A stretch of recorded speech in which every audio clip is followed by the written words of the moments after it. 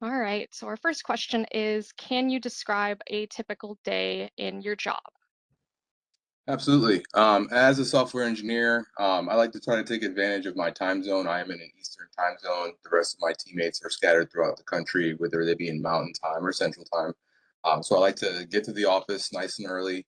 I'm on a hybrid type of schedule where I'm expected to be in the office 4 days of the week, with one day working from home.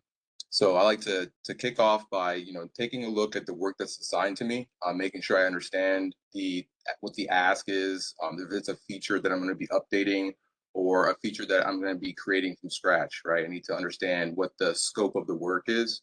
And like I mentioned, since my teammates are scattered throughout the country and I'm the first one at work, I like to try to take advantage of my time by jumping right into the code, looking at the code base where the code lives, seeing if there's anything that I don't understand or maybe I need to ask clarity on, and then start working on that implementation or getting that code ready.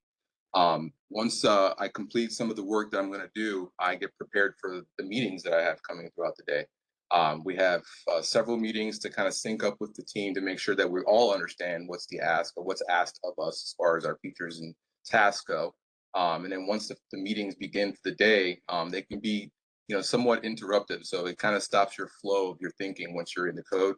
So I try to get as much done before those meetings really begin. And those meetings really consist of like our business partners that may be asking questions or asking for progress. Where are we with our deliverables? When are we going to be able to complete our work? And then along with those types of business meetings, we also have IT meetings. Since we're in the technology field, we also need to know, hey, is there anything that's going to be impacting us from completing our work? Are there any issues out there where we need to focus on or prioritize differently, and start to kind of pivot if we need to, in order to get the what's being asked of us completed. So a lot of my day consists of like meetings, working with our business partners or stakeholders, making sure that we can provide them with the information that they need to be able to plan accordingly throughout their day or weeks that upcoming for the deliverables of our items. How about your day, Gavin? Yeah, my day is pretty similar. I'm also on a hybrid schedule. I'm in the office 2 days a week, but I'm grateful to be able to work from home 3 days a week. But yeah, I'm in the opposite spectrum though. I'm on the West Coast, so my day starts with meetings. I don't get that luxury of being able to get into the office and kind of review things and double check that everything's ready for my meetings. I just got to get jump right into it. But yeah, so we jump right into those sync up meetings depending on how many projects I'm working on at the moment, where I meet with my team, which consists of designers, product owners, and product testers. And we kind of sync up where we're at on the project. In this meeting, I'll also learn any new information depending on what um, shareholders or executives have as their requirements change. And then afterwards, I'll jump right into those tasks for the day. Sometimes a task can be as simple as changing text. Sometimes it can be as challenging as finding a unique bug that a customer found during the checkout at 3 a.m. Um, and then throughout the day, I'll reach out to whomever I need to get clarification on, or if there's anyone that I need to collaborate with. And then at the end of my day is when I'll have the opportunity to review my skills and find out if there's any more information that I could touch up on for myself to get ready for tomorrow. Yeah, that's awesome. I feel the development time in order to like, keep up with what's going on in the industry. It's like it's not a learn once and you just keep on going. It's you continuously having to develop yourself to keep up with the technology that we're going to be using and the tools that we need to complete our jobs. So it sounds very similar, except for I have that buffer in the beginning of the day, and you kick the day off having to hit the floor running per se. Yeah, exactly. Yeah. Did have one follow-up question about the type of work that you're doing. You know, do you work on existing applications or do you, in every role that you've been in, have you started from scratch? What type of work are you doing there? That's a good question. When I first became a software engineer, there was rarely times where I would see a new application from scratch being built. It was always here's a huge code base, or here's where the code lives. It's big. It can be daunting a bit, but just taking your time and reviewing it and seeing where it is that you need to make these modifications is the first like preparation of my day when it comes to the code base. So rarely am I ever working in a brand new application. It's always something that's going to be refactored or maybe changed from one language to another. Maybe we're going from a Java application over to a C# application, right? Making those refactors. So to answer your question directly, no, I've yet to start an application from scratch at work. Yeah, and for me, I've had both. I've been able to start a project from scratch, but yeah, like Alex said, when I first started working as a software engineer, typically everything I worked on was already created, and a lot of my tasks and work for the day consisted of just creating updates or fixing bugs or making adjustments to what has already been created. But yeah, I'm thankful to say that I've had the opportunity to start a project from scratch. I will say working in one app after you start from scratch is a lot easier because you are the one who created all the files and folders, and you kind of have an understanding of where everything is. But yeah. Yeah, One it's question. nice when you do start the application and you know where everything lives. It makes things a lot easier. And then, when you're having to ask questions to people who have been working in that code base for a while, you wonder sometimes like how they're able to answer so quickly. A lot of times it's because they've been working in that same application for years, so they almost know it like the back of their hand. So it's the same for me. One question we frequently get is, should I choose Java or should I choose C#? You want to weigh in on that for us? That was a good question that I had to ask myself a few times. Now, I did choose the C# track, and the reason for that is because I knew at my employer was already a C# warehouse, right? So I wanted to be able to make myself marketable at my current company. I was already working there for a few years prior to moving into the software engineer role. So I had actually asked a few of my leadership and mentors, like, hey, I'm planning on going back to school. Here's the two tracks I can choose from. Which would be the wiser track for me, right? In my situation, everyone's situation is going to be different. Everyone's reason is going to be different. But the reason I did choose the C# track is because I already knew that a lot of the teams that were working in development, they already were running in C#, right? So I wanted to be able to blend right in and make myself marketable to those teams. Yeah, and I chose the Java track. I don't really have a reason why. I work as a front end developer, so everything that I work with is, JavaScript, HTML, CSS, and some PHP here and there. But Java, after doing some research, Java seemed like a better fit for me and where I want to head in my career. So that's what I ended up choosing. And to bounce off of that, my team I was working in, or I am working in, is well, started off as a back end team and morphed into a full stack team. So next thing I know, I'm working in SQL or SQL.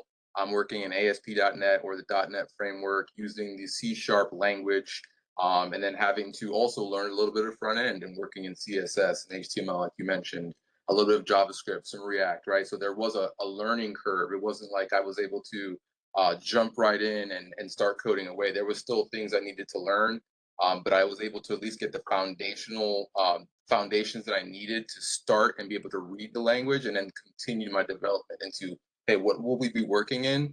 And what does this look like? And what do I need to learn? And then the time I have for development, I would use to try to get ahead of what work I knew was coming my way. So yeah, that's a good point. Yeah, and for anyone who's watching who doesn't know any of the words that we just said, they're typically those are all programming languages like HTML, CSS, JavaScript. Those are all mostly front end languages, and then the other language or the other words that may seem foreign to a lot of people that Alex shared were back end languages. Right. Thank Thank you. Yes. And it sounds like for the both of you, the two duties really that have been prevalent through your workflow have been collaborating with other people and always learning. This is not a process that just stops as soon as you graduate and reach the finish line and here's my degree and I've learned everything I need to know. So you're always going to be having to learn new things and learn how to get along with people, it sounds like. Absolutely. Yeah, it's you know, the development piece is really important. I also had that same thought where I'm going to get my degree. I'm going to know everything I need to do to get into the software industry or software engineering. And it turns out it's kind of like I always use the analogy is like kind of being like a mechanic. As new cars come out, there's new tools that you need to be able to work on those cars, right? So learning and staying ahead and understanding that there's more coming, and keeping your mind open to it. It's really important to become a software engineer and be successful, in my opinion. Yeah, a lot of what I do in my day is actually trying to look up what's new in the industry. This is a career of learning. Just like Erica and Alex have said, this is you're never done learning what you need to know. This career is always advancing, technology is always advancing, so you always need to be learning what's new and what's available to you. So some of the Oh, courses that you took here at WGU probably gave you the foundation that allowed you to continue. I think one of the things that we've heard from students is, is my degree going to be old once I graduate? But you get the foundations here that allow you to continue to build on, as you mentioned, continue to build on those skills. So yeah. Yeah, that was getting the foundations, regardless of how things move on. If you have that foundation, you're able to adapt and evolve to the current times. Absolutely.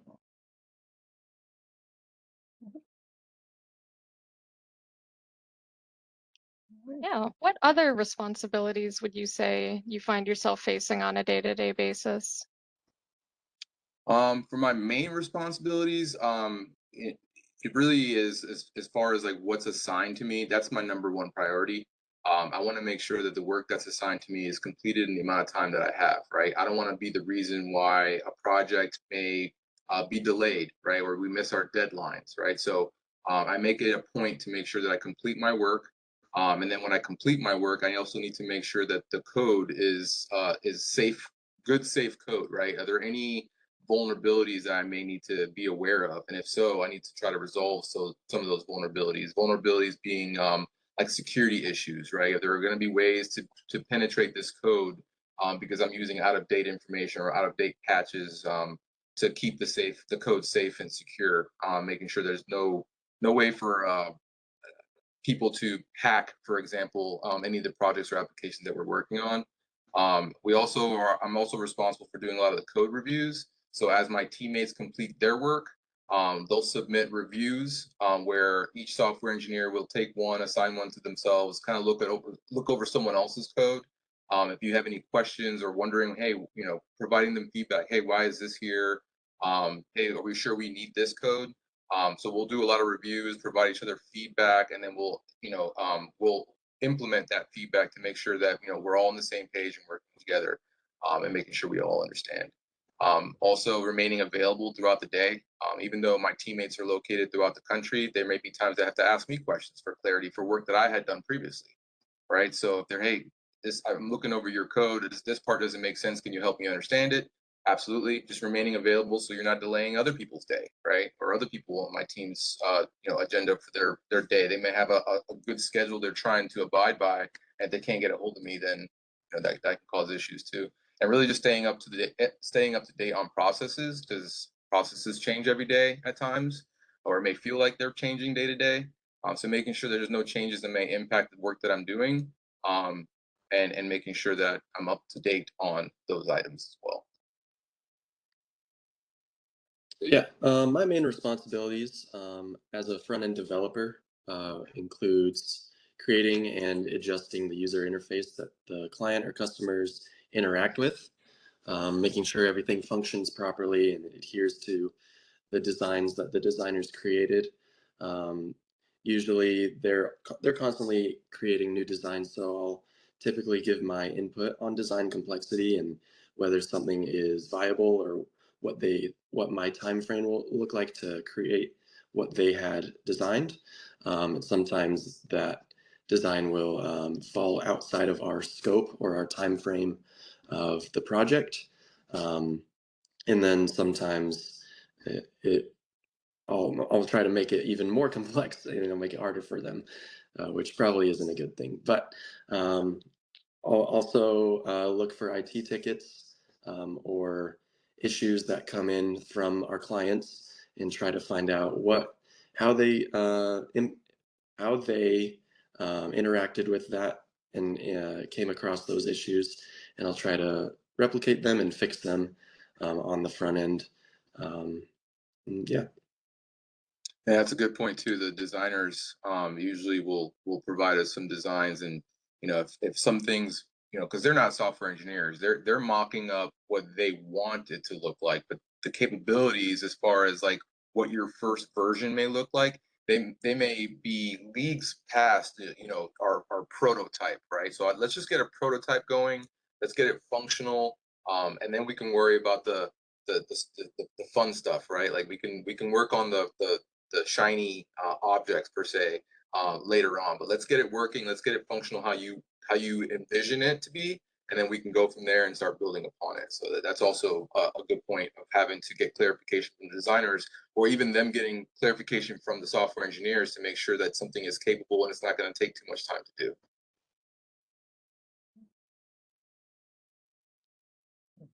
Yeah, fantastic.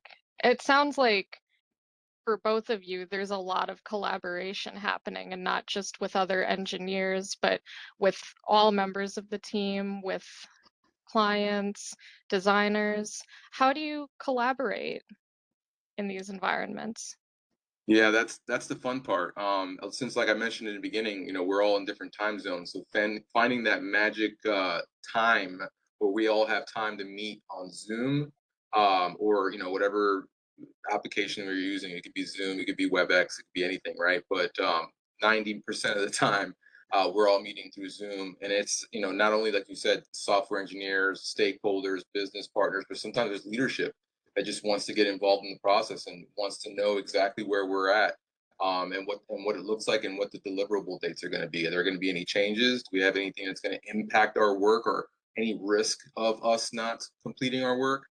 So we'll have pretty frequent meetings to make sure, if not everyday meetings, to make sure that things are still going on track, because day to day things can change. I don't know about you, Gavin. Is it similar for you too? Oh yeah, I collaborate with so many different people every single day. When I first started working as a software engineer, I was expecting to sit in my room for 6 hours a day, blinds up, just dark mode on my screen, just coding away. But in reality, it's there's some days where I have meetings 8 hours a day and I don't even get to look at the code at all. Um, Same.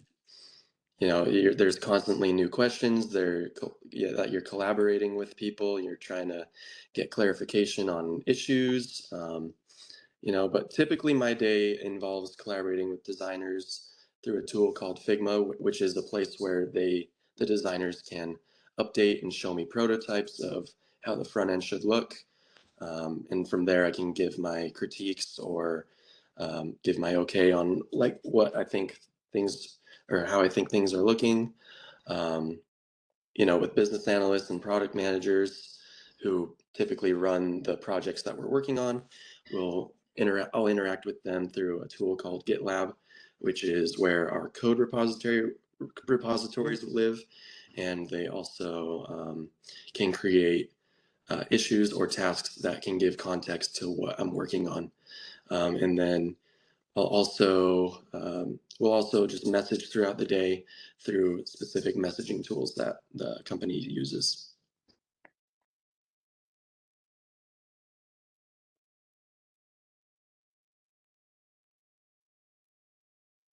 Fantastic. Well, as we wrap up, is there anything that I haven't asked that you'd love to share? Yeah, actually, the software engineering field, I hope the conversation didn't sound daunting, right? It's probably one of the most satisfying careers I've ever had. I have had previous careers, which, you know, involved technology, but I was always doing something like troubleshooting or tech support, things like that, that kind of led me to the field I'm in now. But it's one of the funnest careers and funnest things. I love working in code. I love creating new things and having ideas and being able to problem solve and figure things out, right? Like I learned that, you know, you don't have to know everything, but what your skill set is going to be or really involve is like, hey, can you figure this out, right? Can you use your resources? Can you look things up and understand what it is being asked of you and how to implement those things? You're not going to know everything up front. Even I learned that even that my leads, the people who have been working in this field for 10 years, they're still looking things up and how to do these things. You know, you can ask them whatever questions you want. They're not going to be able to give you an immediate answer a lot of times because they still have to look it up. And that's kind of an expectation that they want you to get used to, is making sure you can use your resources, you know, find a book that you may need to refer to, and then try to implement those steps and see how far you can get before you start asking questions, right? So as scary as it may sound, it's really, really fun, and it's really, really satisfying to see the, you know, the front end user finally being able to use an application that you have features implemented in. It's the best feeling ever, especially when it's all working and it's not buggy or glitchy, right? So I highly recommend the software engineering career field for those that are interested. And I wish best of luck for everyone who does. Yeah, thank you, Alex. Sorry. Yeah, I just want to touch on what Alex said there about problem solving. You know, that's one of the huge things that we go through as developers. Learning how to problem solve and learning how to learn are just huge factors of this career, and it's extremely fulfilling to see a problem that's been bothering you for months and you're able to finally solve it. It is very fulfilling to see everything work. Agreed.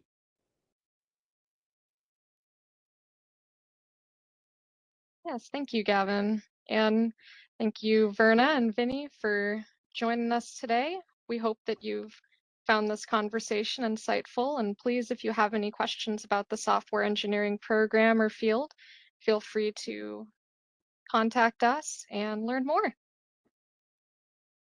All Thank you, right, thank you everybody. for watching. Thanks, everyone. Thank you. Thank you.